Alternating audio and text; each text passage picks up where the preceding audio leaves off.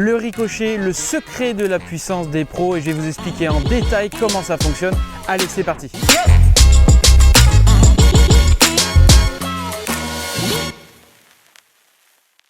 Le fameux ricochet, celui qui va vous permettre de libérer la puissance au bon moment. Je vais vous montrer dans cette vidéo-là, regardez bien. Quand j'ai commencé mon premier ricochet, sachez que j'ai les 365 vidéos de tous mes entraînements, de chaque jour d'entraînement pendant 1 an et demi. Et là, je vais vous partager un de mes mouvements favoris qui a été le ricochet. Donc, on va analyser cette vidéo. Cette vidéo-là montre clairement, lorsque je fais le mouvement, que mon bras vient faire ça et que je ne libère pas de puissance. Donc, je fais ma rotation. On voit ici une petite rotation. Et tout de suite, mon bras vient se lancer comme ça. Et là, on voit clairement une perte de puissance par rapport à ça. Et souvent, c'est souvent un manque de compréhension ou un manque d'entraînement. Et là, je vais vous mettre la vidéo de mon pro. Voilà, juste là, qui me fait la démonstration du bon mouvement au ricochet. Allez, je vous laisse la regarder. Voilà, elle va être au ralenti. Je vous la laisse regarder. Voilà, et là on voit clairement une grosse différence par rapport à ça. On voit clairement qu'il vient de chercher une rotation et là toute cette puissance qui vient se chercher par le sol et surtout ce bras droit qui vient se plaquer contre le corps avec un angle très particulier. Et c'est ça aujourd'hui que l'on doit comprendre, c'est comment cet angle se forme et surtout pourquoi il est important de le conserver. Voilà, par rapport à cette analyse de vidéo, il est important de savoir que j'ai fait 365 vidéos sur 1 an et demi et ce qui m'a permis d'analyser chaque jour, chaque clé que je vais aujourd'hui vous retranscrire par rapport à mes modules d'entraînement que je vous propose sur internet.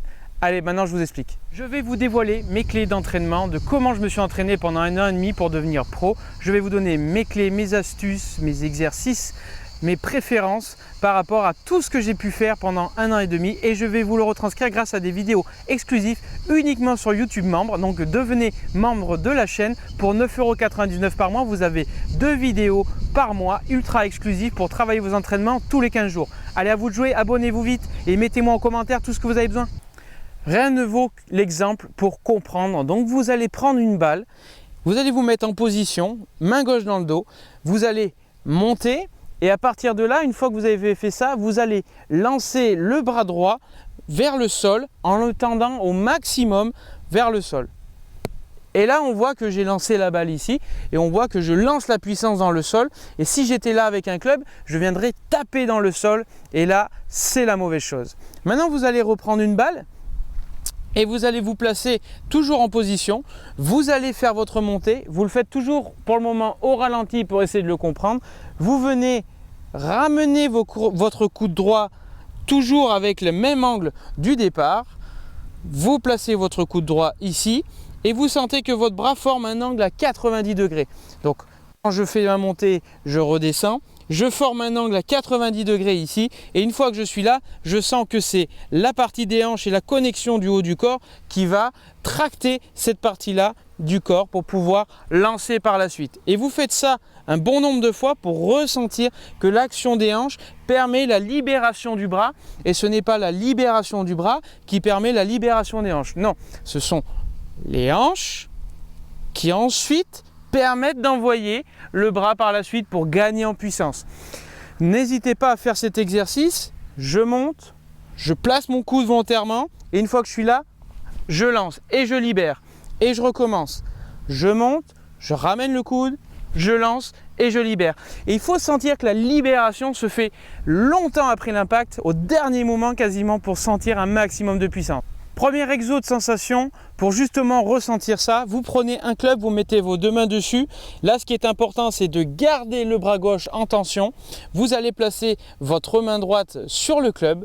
Et ce qui est important quand vous placez votre main droite, alors je viens me rapprocher vers vous pour vous montrer, ce n'est pas de placer la main droite comme ça, mais c'est de créer également un angle avec la main droite. Donc vous allez vous retrouver qu'une main qui va être comme ça dès le démarrage et c'est entièrement normal parce que si on essaie d'avoir une poussée comme ça vers le club, c'est-à-dire que vous essayez de pousser un club, regardez bien, en ayant une main droite comme ça, vous n'aurez pas de puissance et vous risquez de vous faire mal au poignet.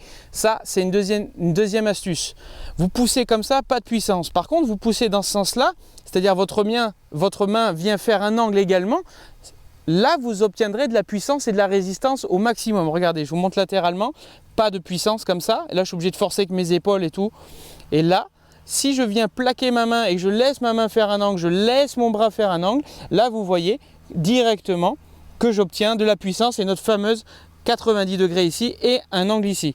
Donc la sensation que vous devez avoir, c'est bras gauche tendu. Une fois que vous avez le bras gauche tendu, vous revenez à l'impact sans que le bras ne fléchisse. Interdit de venir ici et de faire ça, ça ne marche pas. Vous gardez le bras gauche tendu, vous ramenez votre main droite et votre coude dessous. Et là, vous sentez que vous gardez l'angle au niveau du coude, au niveau de la main, le plus longtemps possible. Et là, vous engagez le corps, les hanches au maximum pour libérer ensuite après l'impact. Et on répète, coude et je libère. Je recommence, je monte, je ramène et je tourne avec mes hanches. Et je laisse mes hanches s'enrouler. Je sens cette libération se faire très longtemps après l'impact. Ça, c'est l'un des premiers secrets que j'ai à vous donner pour justement le ricochet. Allez travailler, c'est parti. Un autre exercice, vous prenez votre club avec les mains très larges au niveau du club en fonction crosse de hockey. Une fois que vous êtes ici, vous montez et le seul moyen pour garder ce bras tendu aujourd'hui, c'est de ramener le coude droit et le bras droit plié au maximum pour pouvoir garder cette puissance et ensuite la libérer au niveau de l'impact. Je vous remontre latéralement, regardez bien, on monte, on ramène ce coude ici et une fois que j'ai ce coude qui est en place ici, je libère au niveau de l'impact et ensuite je relâche. Et je travaille cette fonction-là parce que si je viens lancer le bras là, vous voyez que je me retrouve ici avec un bras qui est complètement bizarre et une perte de puissance qui est monumentale. Donc on ramène, ça c'est lié par rapport au sport que j'ai fait avant qui était le hockey sur glace. Donc je reviens ici, je balance et ensuite je tourne. Et là vous sentirez vraiment ce coude-là venir se placer et cette main vraiment se libérer après l'impact. Troisième exercice, feeling. Je me place avec ma main sur le club de cette manière-là. Une fois que je suis en place, je fais ma rotation, je sens mon coude venir se placer. Une fois que mon coude s'est placé, je sens mes hanches s'enclencher et mes mains se libérer après l'impact et pousser après l'impact. Je recommence, je monte, je ramène mon coude, je tourne mes hanches, je pousse ma main après l'impact. Je le fais dans ce sens-là pour que vous voyez bien. Je monte, je ramène mon coude, je tourne mes hanches et une fois que j'ai tourné mes hanches, je libère avec ma main après l'impact. Et là, je sens vraiment toute cette action au niveau du corps qui va libérer la puissance, générer la puissance après l'impact, générer de la vitesse. Et là, vous aurez du contrôle, de la régularité et beaucoup de puissance. Ensuite, je vous invite à le mettre en pratique sans balle et après avec balle si vous sentez vraiment à 50% de votre vitesse. Mise en application des exercices avec les balles. Donc balle sur tee toujours pour ne pas se focaliser sur le contact. Vous le tillez un peu haut dans un premier temps. Premier exercice, je monte, je ramène et je libère. Je ramène et je libère. Une fois que j'ai bien ressenti, je le fais avec le club. Je monte, je ramène et je libère. Et on se concentre que là-dessus, peu importe le résultat que vous aurez. Je monte, je ramène, je libère. Exercice crosse de hockey, large, je reviens, je balance et je libère. Une fois que j'ai fait l'exercice, j'essaye. Je libère après l'impact.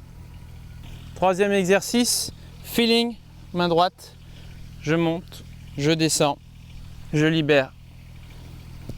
Je monte, je descends, j'enclenche mes hanches et après je libère. Je ressens la même chose, 50% de la vitesse. J'ai senti ma main partir, c'est plutôt bon, mais après l'impact. Allez, à vous de jouer.